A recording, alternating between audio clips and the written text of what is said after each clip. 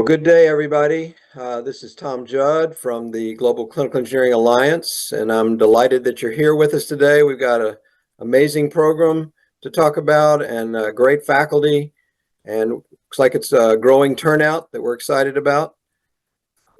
I want to give you some opening words, and then I'll have more to say as I moderate from Dr. Yadin David.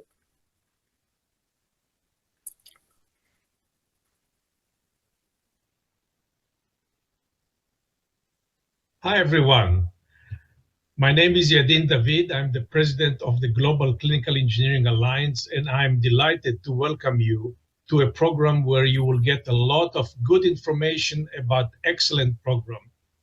You know, this is almost like a gift for the clinical engineering world. If you have an idea and you would like to understand how to develop the idea into a real product, into a real program, into a real impact on future healthcare delivery, where would you go?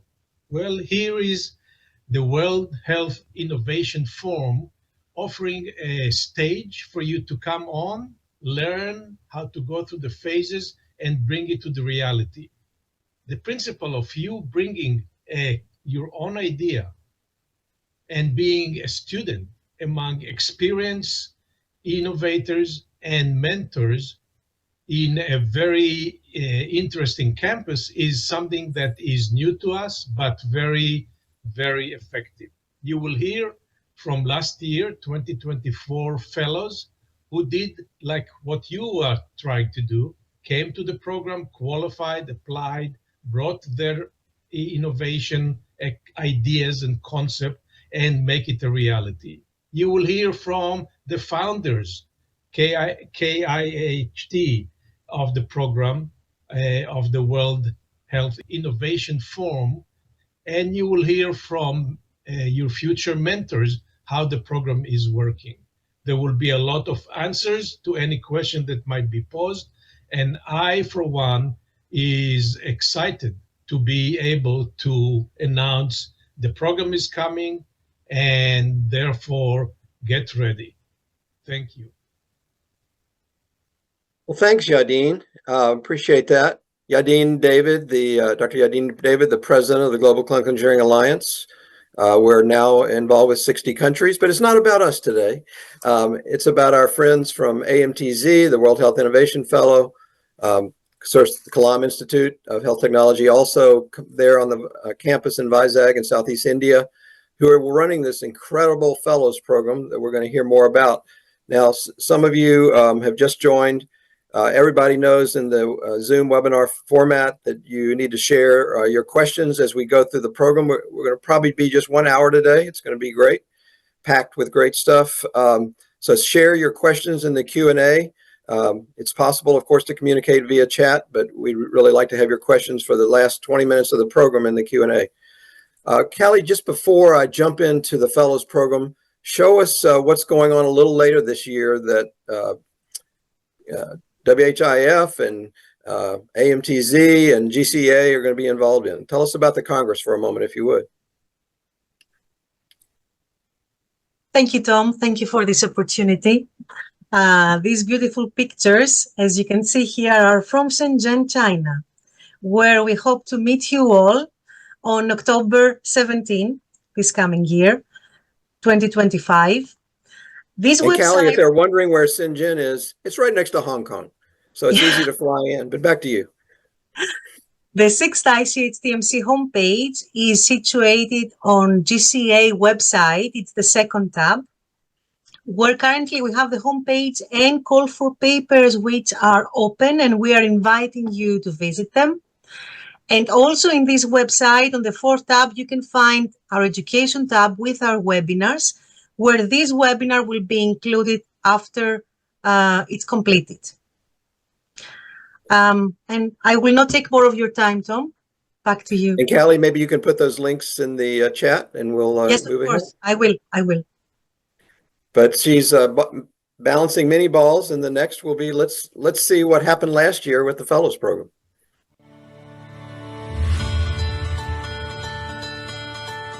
Once again, turn your audio up. We've got ours up.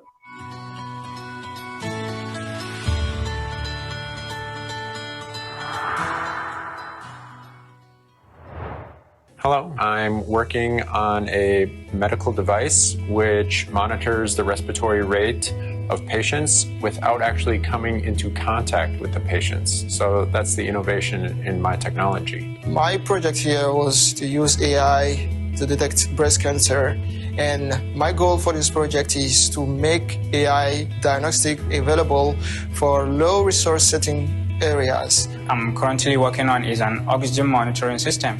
So I'm basically using AI to predict the oxygen demand of a hospital. I came with the idea of developing an online platform for creative rehabilitation of hearing speaking skills, particularly for children with delayed development. I'm working on a robotic assistive physical rehabilitation device. My project is a dialyzer reprocessing unit. Why dialyzer reprocessing unit? But in my country, we don't use this device. Project is hematology analyzer. My project is to design and integrate AI in the laparoscopy. I'm working on a project called battery-powered vaccine carrier. And the mobile microscope with AI support. So it is also ongoing and the final state. My project is to develop metal detector for MRI.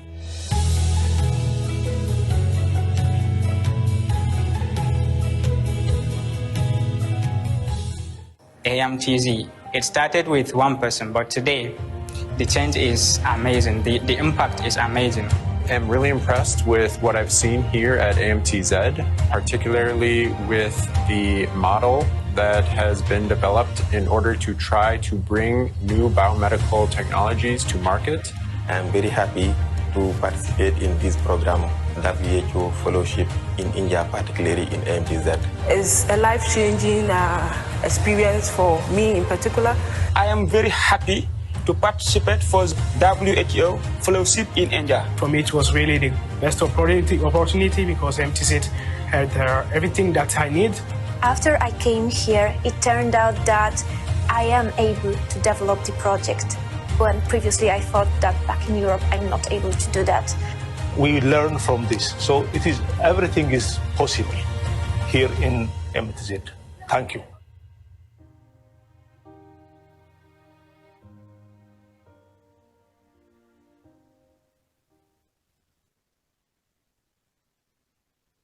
Calroy and Ms. Mohini, Dr. Shirky, Ms. Priya, and others.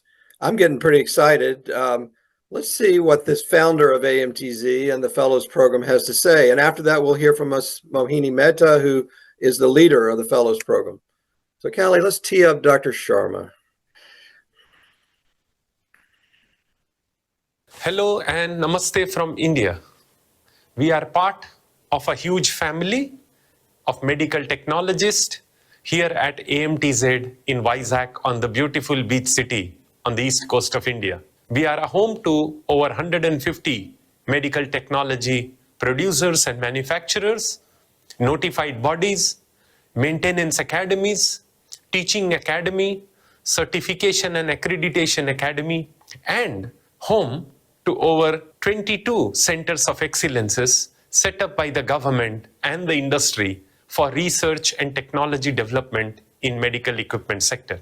We are also home to Kalam Institute of Health Technology, which is a WHO collaborating center for health innovations. Where does all of this takes us? All of this takes us to the possibility of doing magical things. And what magic?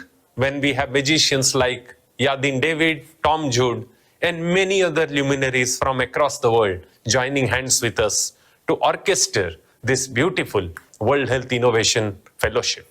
Let me share few thoughts about the fellowship and its need. In the medical technology world, we do get challenging problems. As expected, the solutions are not at the site of the problem. We need to carve out solutions, bind them together, and get them to the site of the problem. It could be innovative oxygen gas pipelining, it could be better methods of maintenance, it could be a biocompatible interface to pump insulin, it could be a low infection patient circuit for ventilator, It could be a safer operating room. It could be anything. Because our sector is complicated and very broad. Ranges from a mask to diagnostic reagents, to instruments, to electronics, to radiation physics, to lasers, to MRIs, and whatnot. In this complex world of medical technology, if a solution has to be carved out, it's difficult to carve it out unless the right environment for solution synthesis is provided. We believe at AMTZ and Kalam Institute in Vizag, we have the right environment to provide and bind the solutions together to address and help you address the problem.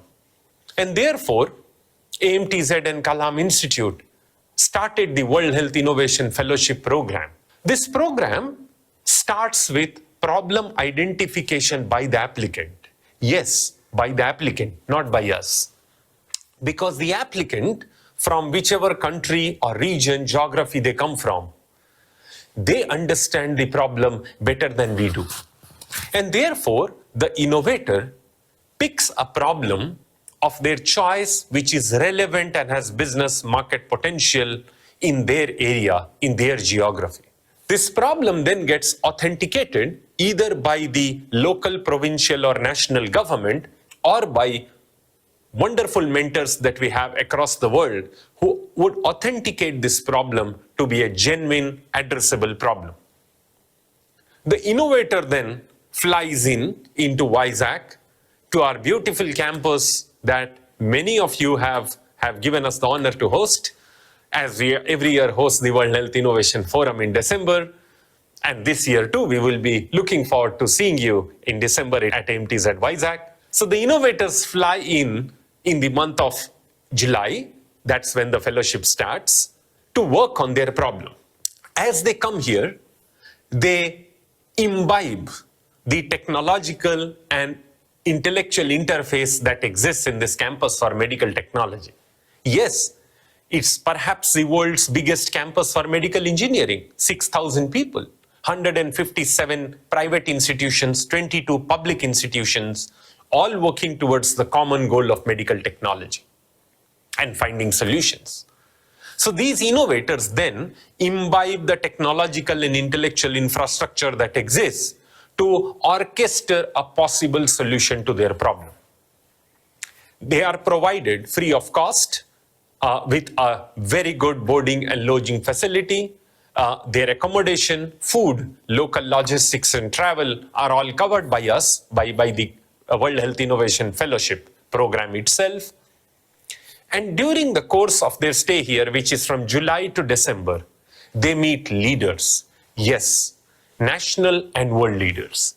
Whether it is ministers of health or ministers of science and technology from multiple countries, ambassadors, presidents and CEOs of private companies, and leaders and heads of incubators and accelerators from all over the world. Their solution gets the wisdom of this leadership that they get exposed to over the 6 months' time.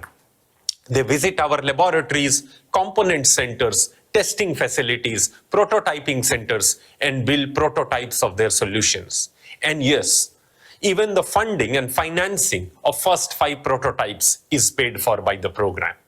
It's not a cost burden to the innovator. Having built the prototypes, they test both on ground and in lab. They share their wisdom with their original geography that they come from, that they represent, for adaptation of the solution in that geography that they are trying to serve and support. The innovators then, having gone through their 6 months of fellowship, present their project in the World Health Innovation Forum in December and showcase to the world how brilliant their work has been. So here is a campus that expects nothing and requests your support and participation, your application, so that we could give you the bounty, intellectual and technological support from AMTZ, the WHO Collaborating Center support in Kalam Institute to help meet global needs, get you the mentorship of world-renowned medical technology leaders, and expose you to the decision makers in our community globally, and then give you the stage to present your solution in the World Health Innovation Forum in December. All for free and for the world, for the good, so that you and your solution can do greater good to this beautiful world. So welcome to India, welcome to AMTZ, and welcome to World Health Innovation Fellowship. We look forward to working with you, supporting you, and creating magic through your hands. Thank you. That was an amazing presentation, power-packed and also full of facts that I know Ms. Mohini Mehta, that I'm introducing now, who leads the Fellows Program. Of course, Chief, Dr. Sharma, you know, he's in charge, but who actually runs this thing and makes this happen day to day? And that's Ms. Mehta, who's going to tell us about the program next. Wow. Now, one thing I heard, Mohini, is that everything is free. Yes, you have to get there first, but I know you'll tell us more. But after that, almost everything you can imagine is covered. But Mohini? Right. Thank you so much, Dr. Tom, GCEA and Cali and the team, of course, for organizing this wonderful webinar and for calling us aboard. Welcome to all the participants, and I'm very happy to connect with you today. In a gist, Dr. Sharma, our head, has already summarized the fellowship program, but I will run you through the program in its granularity. As Dr. Sharma had mentioned, and as Dr. Tom just told us, that the fellowship is fully funded. So the fund covers the $2,000 course fee, covers your course fee here, your accommodation, food and lodging, and it also covers your local transport. Your air tickets will have to be borne by you in case you apply, and your visa is reimbursable on case-to-case basis. So that's about the application fee, which is comped off. And yes, we will ask for a letter of intent for that and the travel arrangements. Moving on to the fellowship program, like it was mentioned earlier, it's a 6-month in-person program in Visakhapatnam, the city of dreams and destiny in India. It's the Eastern Naval Command of India, and we can share the address with you. It's also mentioned on our website. So this is a 6-month in-person program that we do. It encompasses different things that happen during the fellowship. So there are courses and training modules that run in 6 months. There are forums and global conferences that the fellows are a part of. So last year, the fellows were part of 35 plus forums and global conferences as part of our campus. They were subjected to 25 courses and trainings from the Indian Biomedical Skill Consortium, which is a Government of India certified body for biomedical engineering training. Then they are also allocated to centers and mentors who will be speaking in some time based on their technology and their technology readiness level. Apart from that, we have cultural activities, we have fun and games, and we have social agenda, a brief of which I'll be showing to you right now. So please let me know, Dr. Tom, if you can see my screen. Now. We can, yes. Thank you. This is a gist of what we did last year as well. So it's our version of Around the World in 180 days, which is the 6 months that the fellows are here for. These were the countries that the fellows came from last year. A small collage of our life with the fellows here last year in 6 months. So to begin with, the selection and onboarding process, we have a link that we have shared with you and which is available on our website. Once you have applied to the program, as mentioned, these solutions that you will be building here during your fellowship have to be geopolitically relevant to your country or jurisdiction. To attest that, we request for a government attestation letter or any local authority that would attest your technology idea and its relevancy to your country or state or district. Once your application form is uploaded, our committee and the team here, as well as our global mentors, screen the fellowship applications, and then we select 50 fellows. So last year, our cohort was for up to 25. This year, we have expanded our cohort to 50 fellows, will be onboarded. And then they're taken through our 250-acre campus in Visakhapatnam, which has 157 companies and 22 government entities, like Dr. Sharma had mentioned. So that will be an selection and onboarding process that we do here. Moving on, this is the fellowship calendar in at a glance. It is shortened. Apologies for that. But we will be sharing the training calendar and the weekly calendar with you once the program commences. Last year, like I had mentioned, we had 25 training modules, as you can see in the fellowship training calendar. Everything from electronics training to critical care equipment training to HTA, which is health technology assessment training, risk management and MDM QMS training. You name it, and we had those trainings related to medical device and biomedical engineering curated for the fellows. So that is the 6-month calendar. Apart from that, we also had thematic activities that we did every day. So we had motivational Mondays where every fellow used to share their story of who they are and where they come from, what drives them in their life, and why are they doing their innovations the way they are. Then we used to have thrilling Tuesdays where we used to have medical device awareness sessions. So every Tuesday we used to pick up one medical device, be it a ventilator, be it a pulse oximeter, be it an MRI machine, and we used to introduce that medical device to the cohort. Then when the wonderful Wednesdays were where our center heads used to interact with the fellows. Thoughtful Thursdays where we used to have our chosen department work activities. And then the other 3 days, Friday, Saturday, and Sunday, were where we did our extracurricular activities and hobbies. So this is what a typical day would look like in a fellow's day, and this is what we have planned for the upcoming cohort as well. So every day is divided between the day thematic activity, our ecosystem exploration, prototype development, mentorship, and project collation timing, so that it becomes holistic and a fellow can experience the best of what our campus has to give, as well as the Indian ecosystem. We have also planned hospital and industrial visits within Visakhapatnam and all over India.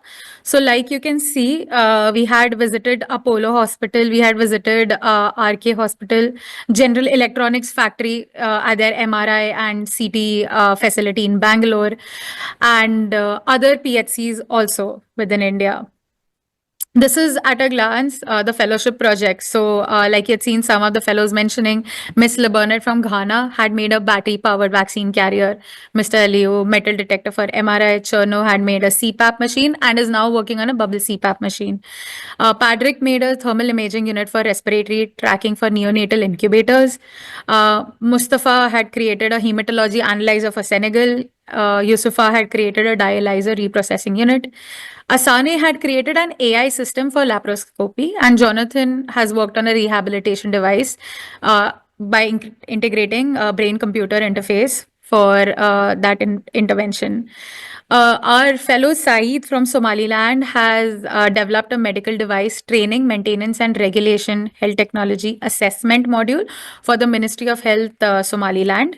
Mahmoud from Mali developed an AI-based cancer detection intervention. Mulugeta from Ethiopia and Ministry of Health Ethiopia developed a mobile microscope. Shaibu from Nigeria developed an oxygen management system. Sunny curated a framework. Dr. Sunny is UNICEF. So we had a fellow from UNICEF as well, and he curated a framework to establish HTA, an innovation agency in Nigeria with the Ministry of Health, Nigeria, of course. And Mr. George from Kenya made an HL7-based technology integration platform. Edwin created an health ATM. Veronica from Poland created a tele-rehabilitation application. Malaika from Democratic Republic of Congo made a Lobico app for doctors, patients, and pharmacies. And Irene Metha, sorry for the pronunciation if I'm wrong, from Kenya made a chronic disease management system. These are just pictures of our fellows having their technical hands-on and tinkering around the campus. We also celebrated a lot of cultural activities. So in the first photo, you can see us celebrating Maga from Senegal, which is one of their Muslim festivals. And the fellows, in fact, cooked a meal for the entire team. We also celebrated Diwali, which is our Indian festival of lights. And then we had another celebration and many more that we haven't put pictures here of, but you can find it in our fellowship report. This was Navratri that we had celebrated. So after their 6 months, when they build their prototypes, when they're done with their coursework, they present this in front of the World Health Innovation Forum. This forum last year hosted 6,000 plus delegates from 70 countries, where we had participation from GCEA, WHO, World Trade Center, World Bank, Path Global, Village Reach, so on and so forth. And our fellows had the opportunity to present their ideas, not only to these global organizations, but their ministers from Ministry of Health, academicians, manufacturers, students, you name it, and we had the people there. So there were many synergies that happened after the fellows presentation, and that is what we expect out of their presentation during the forum. This is just a picture of the first day. You can see Dr. Priyanka Bajaj here. You can see Dr. Tom, of course, and the mentors that are there on screen. This is our team and the five of us. Also, before I end this, I would like to again reiterate that we are working together on the ICEH TMC forum in China this year. And we really hope that you can participate and send in your paper entries to Dr. Tom's team and our team for the same. Here are the links for our social media platforms and the registration link at the center. And we really hope to see you there. Do reach out to me or my team for any further queries. Thank you so much. And that's it from my side. Wonderful, Mohini, and lots of questions are starting to flow. Please put them in the Q&A and maybe copy them over from the chat. And particularly that last slide with all your QR codes for your projects and locations. So what have we heard so far? We've heard, GCA intro, then we saw a quick overview of the projects, and then with Dr. Sharma, and then Mohini went deeper into those projects. But let's hear from some of the fellows themselves. We're going to I put one actually in the chat for Dr. Hosea from Ecuador, but we've got 3 short videos where the fellows themselves talked about their projects. Caleroy, let's start with Syed Nur from Somalia.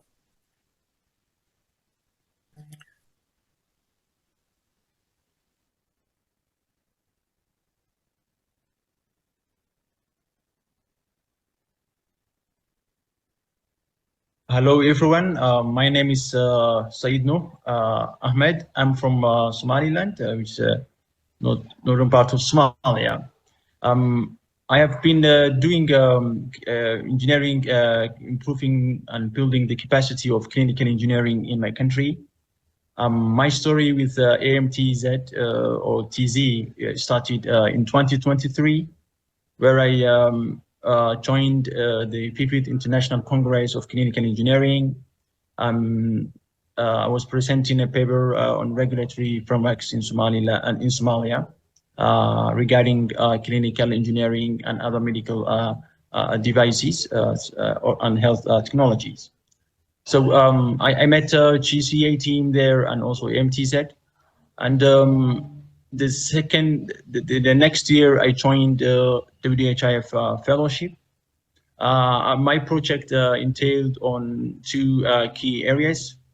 The first was developing a framework for medical devices and other health technologies for my country in collaboration with the GCEA and AMTZ mentorship.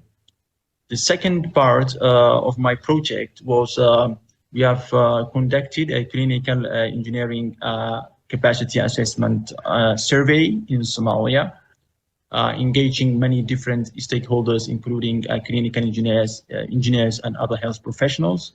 And our aim in conducting the survey was to assess the capacity, particularly training needs assessment. We have launched this in October last year, and and it was really successful. And our main objective and purpose was to use the survey as a guide, so that it can guide building the capacity, developing trainings for clinical engineers, local training programs for my country. Also, we are trying to, in collaboration with GCEA for now, and in the near future, engage in different stakeholders so that we can, number one, enhance awareness about clinical engineering. Number two, build a society, create a society for clinical engineers in Somalia.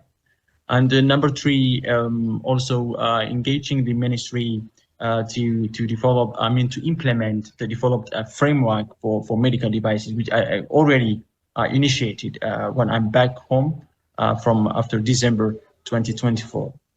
So really, in summary, my project was to build the capacity of the country if it comes to building training education programs, like using exchange programs and also fellowships in collaboration with different stakeholders, including GCEA and AMTZ. So thank you very much.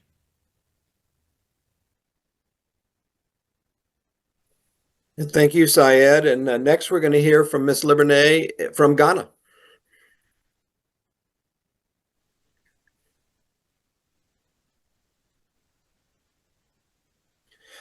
And what I want to say about Libernay as she comes on is that she's a clinical engineer, biomedical engineer. Go ahead.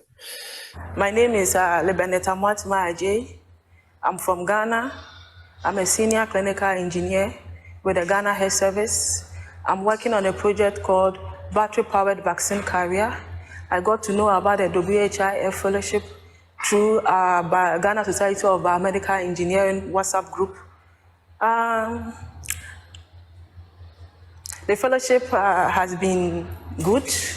We've actually learned a lot through the process, and it's a life-changing experience for me in particular, and I've been able to progress in my career and also been exposed to a lot of contacts and connections with other people, other organizations, which is a good thing. And as I speak, I'm still in contact with most of them, trying to build on my project. And it's a good thing for more people to want to come and then experience it. Thank you. And now we're going to hear from Padraig, who's our Irish-American friend from the US, about his project.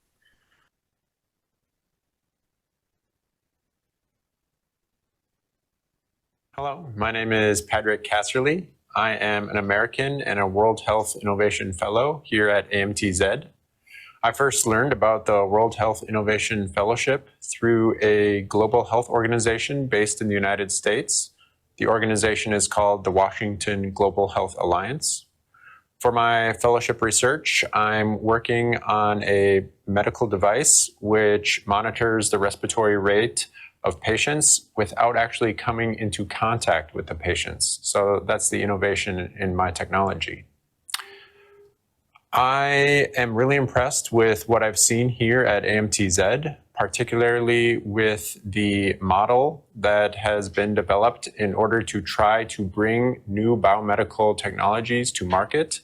There are a lot of fascinating manufacturing facilities, regulatory offices, business offices here at AMTZ, which really paved the way for new biomedical technologies to come to market. And my message to the world is that I view access to quality global health. I made a mistake.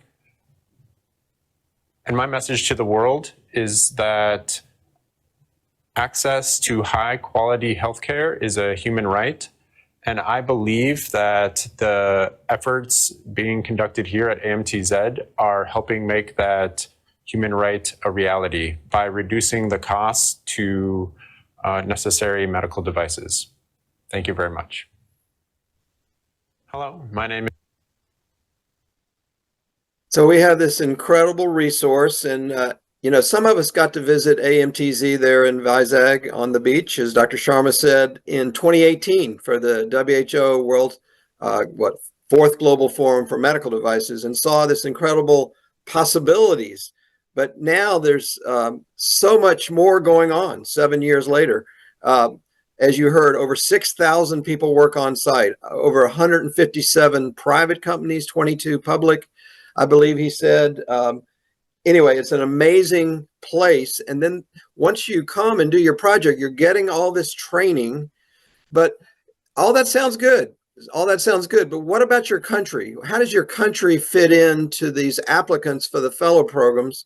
And we heard from our friend Syed from Somalia, and I put a note in the chat about him. GCEA had the privilege of helping to mentor him alongside the great mentors there locally. And we're going to hear from a couple of those in a moment.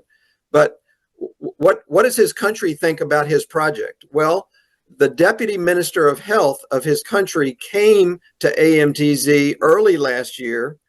I'm going to show you a video here. He talked about his country's commitment to this program and what they want to do with the results. So what Syed is doing now, he's going back and implementing his project in his country that he worked on for several months last year. He wasn't able to get there in July. He got there in August, but it all worked out for him. He is working on enhancing pharmaceutical regulation, which is his background. But at the same time, he's learned from GCEA and working with us and is developing clinical and biomedical engineering capability in the country, hopefully starting a national society. So right now, let's hear from the Deputy Minister of Health of Somalia.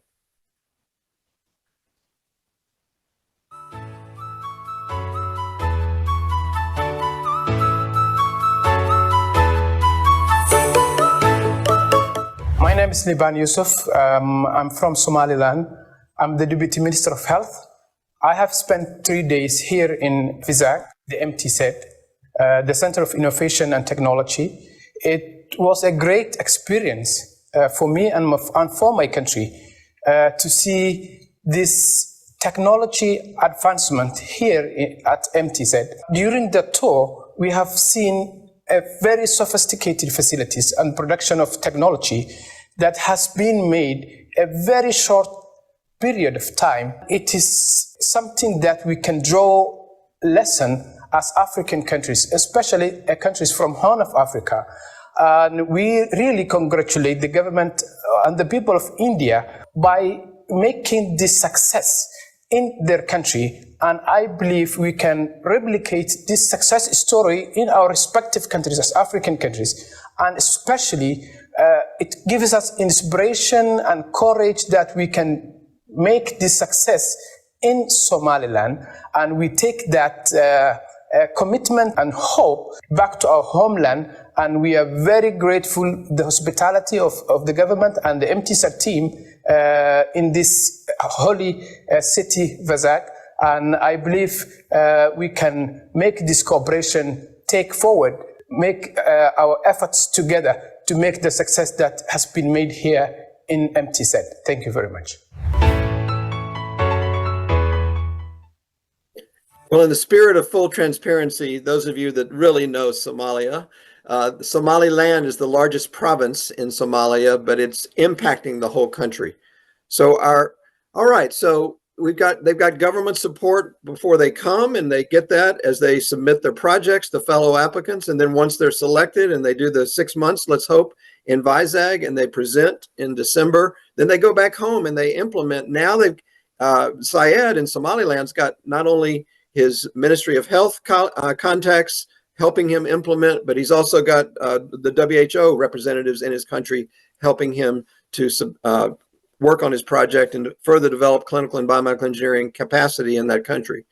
But so I talked about GCEA being a mentor for a few of the applicants. There's incredible on-site mentoring going on from the manufacturing sector. You've already heard there's over 150 manufacturing companies there at AMTZ surrounding and part of the training that goes along with the fellow program. But there's also not only manufacturing capability, there's physician clinical leadership.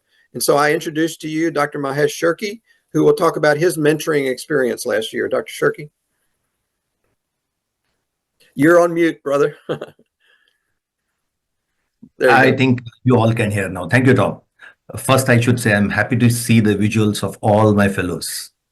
And surely that reminds me of the 6 months of mentorship and being a subject matter expert in the last year.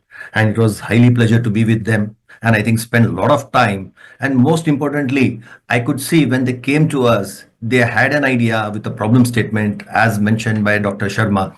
They had an open idea, open thought, a lot of, if one of the projects, they have a lot of workflows, lot of, I can say, an ideation into a product to make with the customizations, but what needed for them is what is could be really executed at that point of time in the real world.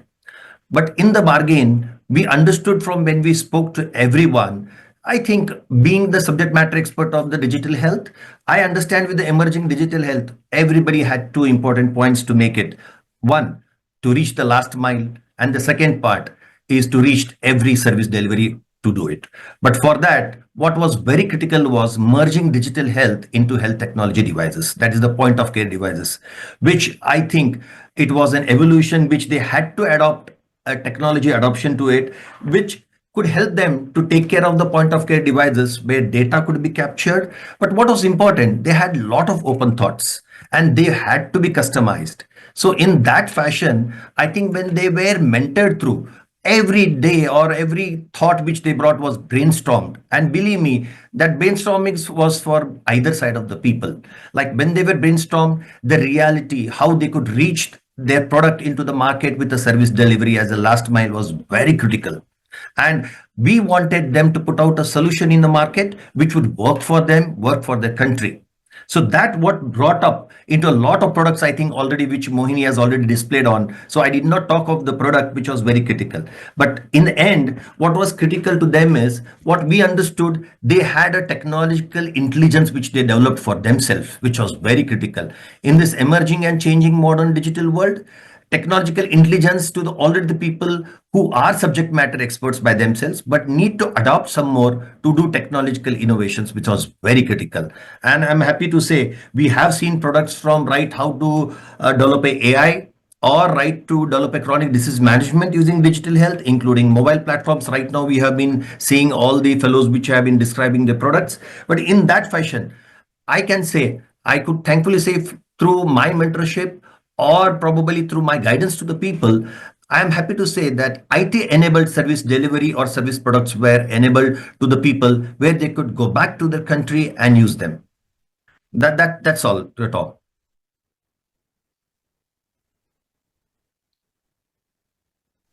Thanks so much, Dr. Mahesh. And now Mr. Santosh will talk about his experience as a mentor. Thank you, Mr. Tom, and good evening and good morning to everyone who are at different parts of the world.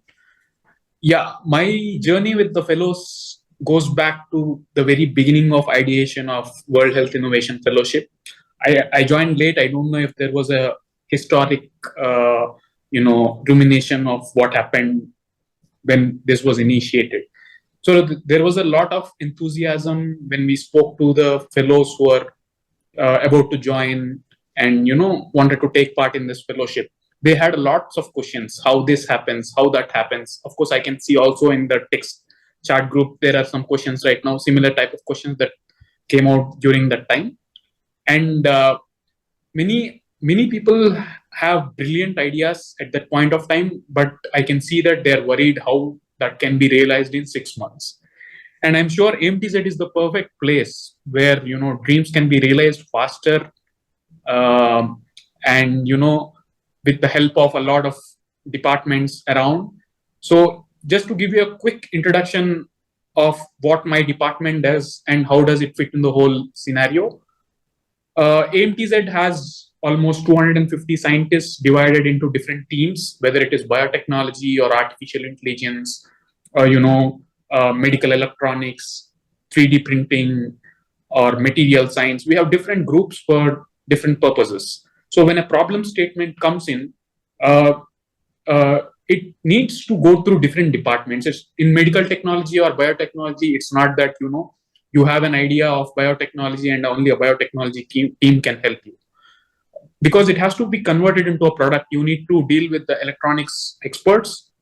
If it's a diagnostic device, if it requires software, our software teams led by Dr. Mahesh, who just spoke about it, would help you. Like that, we have different ideas and different teams to guide you through. That's the advantage that we have at AMTZ. And when these problem statements came in, we've divided the mentors based on their ideas, but we also had second level of mentors, and a roadmap for their, roadmap for their output is clearly divided among them. And we trained them how to go about it one by one. Patriarch and LiberNet has been with me, and they've done a beautiful job, explaining their idea clearly, how they want to do it. It's not that those kind of technologies are non-existent at all, but the innovation they bring into that product is what is important, and how we help them is more important. So the Center of Excellence for Additive Manufacturing, which is led by me, basically helps you in creating a robust design, especially that goes into the market so the innovators or the fellows would convert their bench prototype into an industrial design with the help of my team. That was the first step. In the first step, we create multiple designs, 2 or 3 designs, which is actually accepted by the innovator, and it also should fit the regulatory aspects. So based on that, my team has a knowledge of A to Z in designing aspects, and that's how they help them. And the second part is about material science. How do you choose the right material? It's not that you have an idea of a device and any material can go into the patient access, right? Because they are biomaterials. Some devices needs to be biomaterial compatibility. And that's what my team also does. We have a separate testing team which actually tells you how the material behaves for your current application. And then we choose the right materials. We conduct a lot of tests. We finalize what are we going to do with which material is suitable for a prototype, which material is suitable for an industrial design. We help the innovator or the fellow understand it better. And then we create the actual prototype with the material. So and we take multiple sessions at multiple points of time based on the roadmap, how to create a design to an industrial design, what are the expectations from the innovator from that, everything is explained, during one session. And once the prototype is created, what kind of tests it requires, what kind of regulatory aspects does it go through, that's what is the second step that we explain after a couple of weeks. And once we finalize on the bill of materials, we explain them all the jargon of each bill of material, the component. Somebody in biotechnology may not know how the electronics works. We also train them on how the basic electronics works, why we are choosing a certain component, etc. And we help them integrate. We train them at least on 5 simple prototypes to get their hands on, right from welding a PCB board to 3D print their own prototype, how to use a simulator to test their weight analysis or heat analysis on their particular prototypes, etc., etc. So that's how we conclude the prototype stage to industrial design, and it finally ends with my team of how the product comes onto the bench. So thank you for giving me this opportunity, and I look forward to see a lot of fellows enrolling for this time WHIF, and sure we would be helping you to the best extent possible. Thank you, Mr. Santosh. Really appreciate that. Folks, we talked about a 1-hour program. We're going to run a little long. It's about 11 minutes before the hour. And I want to let a couple of our governing board leaders mention a few comments about this program from kind of the, health leader, the national and the global viewpoint. But then I want to get time for Q&A. So we'll probably run 10, 15 minutes long today. And that's good, I think, for what we've got going. So Dr. Priya, tell us about, from the World Health Innovation Forum board viewpoint, as a leader in healthcare in India, what do you see about this program? Thank you, Tom, and AMTZ team, and hi everyone on the webinar today. I think I would start by saying that as member of the World Health Innovation Forum Society, my association with the fellowship started with a webinar like this last year, which apprised the potential fellows about the program and what it would encompass. And I think it's done a marvelous job. In my capacity, coming from an organization, it's called PATH, it's a global public health organization. And because we work with health systems across the world, one thing that we notice very clearly is that a lot of time innovations are built not in consultation with the health systems. The needs are not assessed well before starting to work on a prototype. And that's where we see innovators struggle in terms of trying to retrofit a solution that they have possibly created. I think that's the first step where the AMTZ team and the mentors have really nailed it in terms of endorsing the problem statement itself from the respective stakeholders in country from where the fellows are going to come. And then, of course, the wonderful expertise that they get to leverage as part of the MTZ network, being there at the campus. And I've seen that facility. It's a wonderful campus with the different prototyping, manufacturing, testing facilities. Of course, digital as an integral part of medtech, and ranging from these point of care devices to something as important as a framework for health technology assessment. You can all see the wide range that is covered in this year's last year's fellow. I would only make this last comment about looking at a technology development not just as a product development but holistically as a solution for health systems. So it would require prototyping, but also validation, regulation, and also leveraging partnerships, connect stakeholders, market access, all of which you can get access to from the network that AMTZ and its mentors and GCEA and organizations like PATH and others bring into the fellows. And I'm really looking forward to engaging with the next batch that comes in, and many congratulations to the team for a wonderful work. Thank you. Thank you so much. And Dr. Anuj, join us. Dr. Anuj.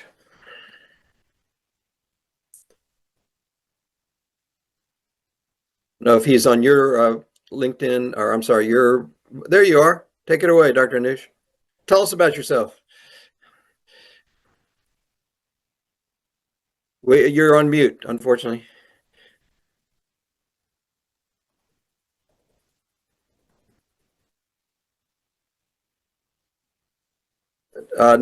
Not hearing you right now. I'll give you one more chance here.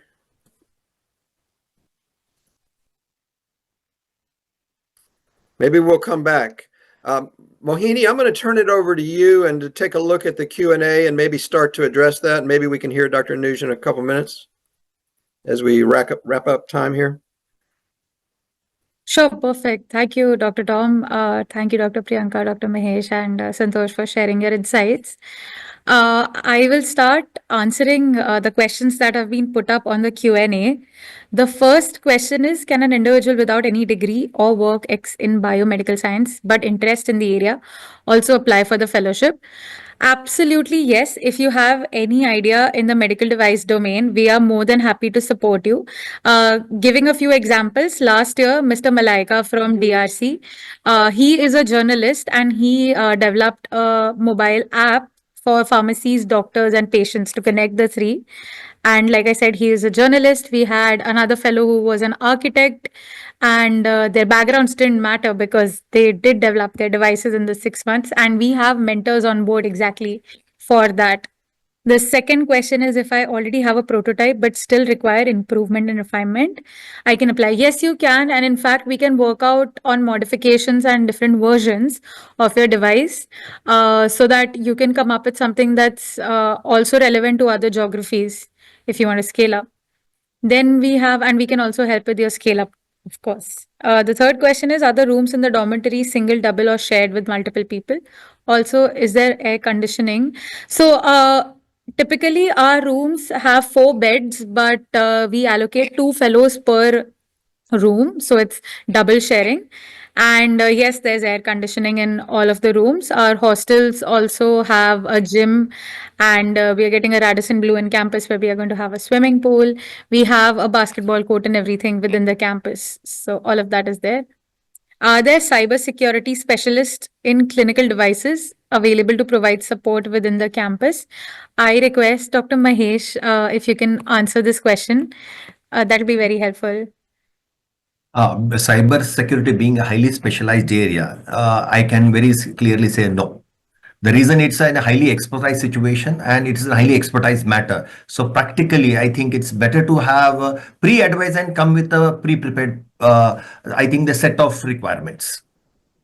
Thank you for that, sir. In fact, in case you are unable to find a cybersecurity specialist, perhaps our team can help you connect to some from our network, but we don't have a dedicated cybersecurity specialist presently in our campus. Moving on, is it possible to use the project developed on campus as a university project to complete my graduation? Absolutely. If your college accepts, then you can definitely use that as a graduation project. There are other answered questions. Thank you, Dr. Mohini, Tom. why don't you mention about this university that's about to open there on your campus? Absolutely. Thank you so much for bringing that out, Dr. Tom. So we are opening a global medtech university, specially dedicated to medical device and biomedical engineering. We will be offering courses in MTech, biomedical engineering, and MBA in innovation and entrepreneurship. There are other courses as well that we can share the website to you, and you can check it out. Particularly at the graduate level, right? At the postgrad level, yes, at the postgrad level, and from next. MBA and masters and doctorates and so forth. Yeah. Yes, so we'll be offering PhDs as well. And if anybody is interested to join the programs, please have a look at the website that we'll be sharing shortly.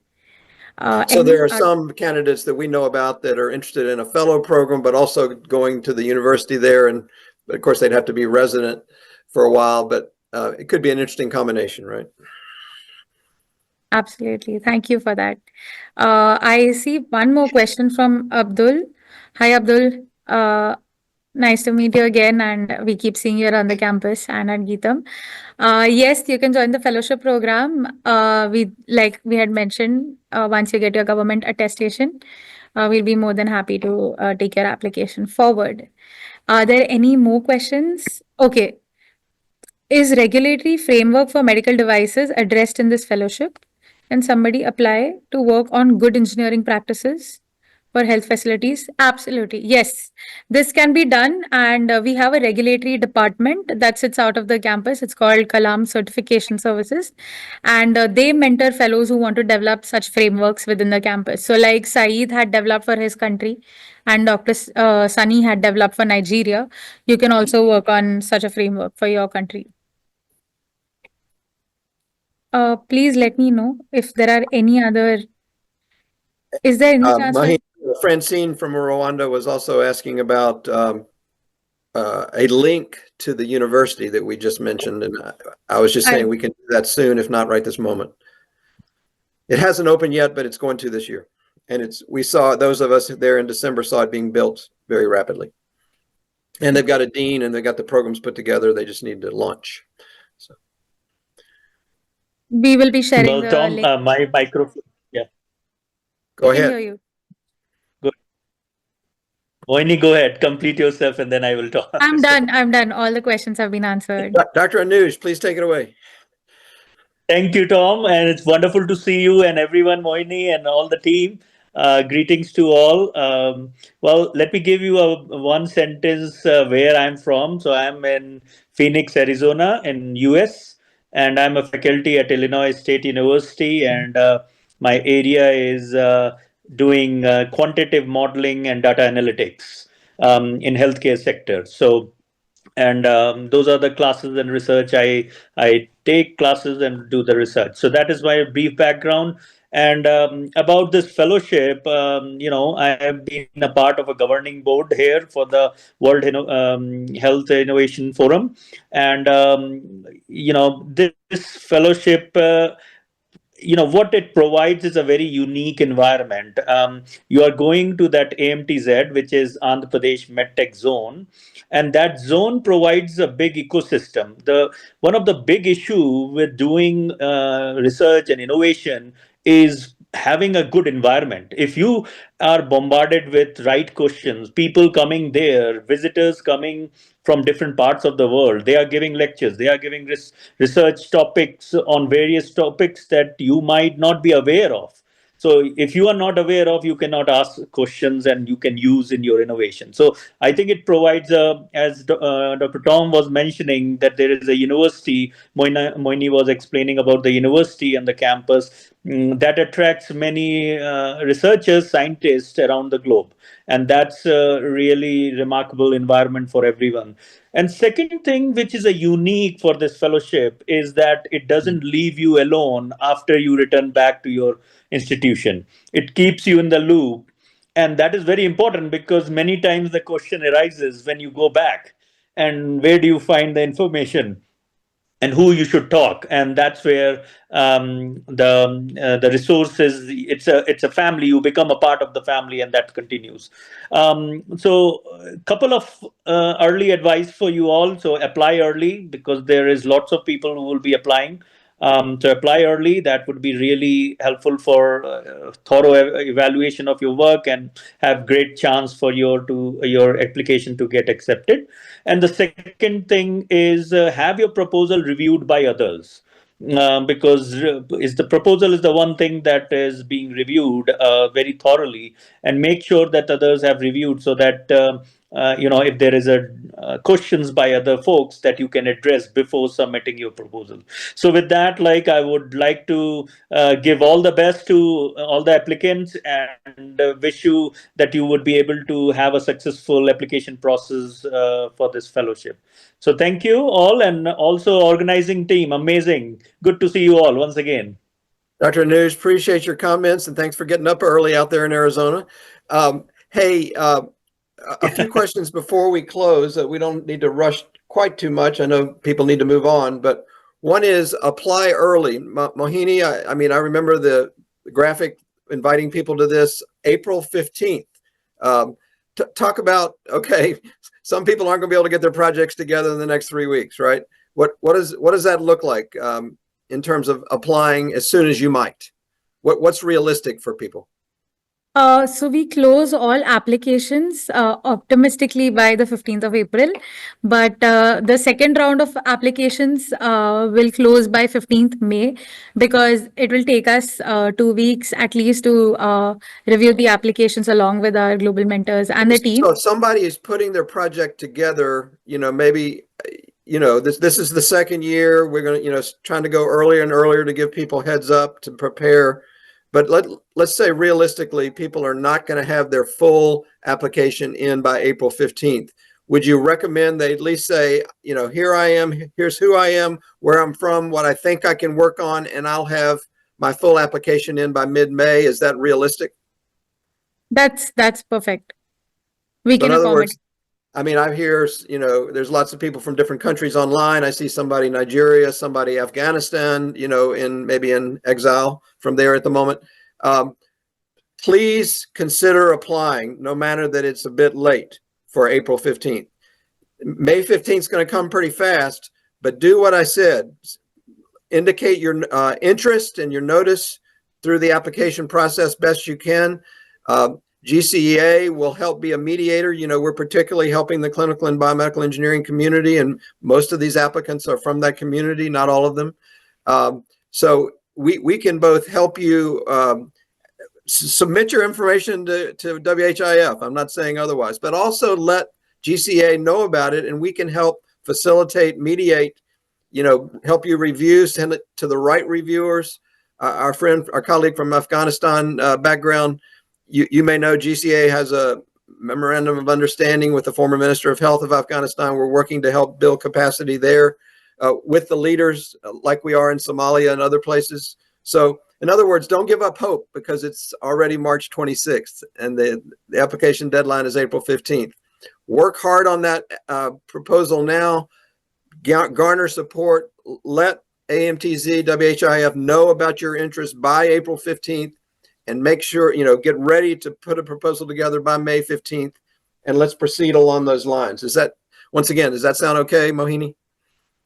Absolutely, it does. Thank you, Dr. Tom, for summarizing it so well. Other things people want to throw in the QA and chat. I hope we've addressed most of the questions, and what a great faculty. Wow. What you've heard, particularly from Dr. Anuj at the end, and you see from the smiling face of Ms. Mohini, is that this is a family. They do care about you individually. They want to help you succeed. So please consider how you might apply. Any closing comments from the faculty? You're welcome, any one of you, about anything.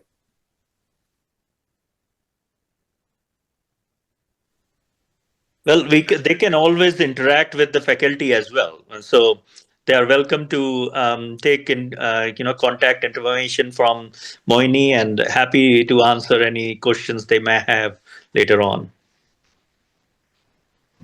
Yes, we'll be putting out the details of all members of the team and the board on our website soon.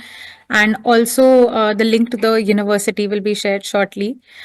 Please do let us know if we can help you in any way, and we'll be more than happy to.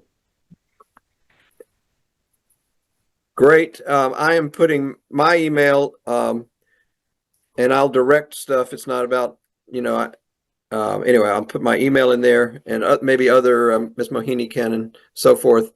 And I see, I know there's, we're working with Mr. Syed, for example, from Somaliland. I know there's others from Somalia on the program right now that, Fleur and others, we've made some connections, but we want to bring people together. WHIF and AMTZ bring people together, as you've heard today. GCEA brings people together to help you be successful. So let's keep working together. And thanks for this faculty. I'm going to, hopefully not too much noise here, but I appreciate the faculty work today. And let's see what happens, but I hope you can join this program. Thanks again, everybody, and bye for now. Thank you. Thank you all. Bye-bye. Thank you. Thank you, everyone. Bye. Bye. Thank you, Callie.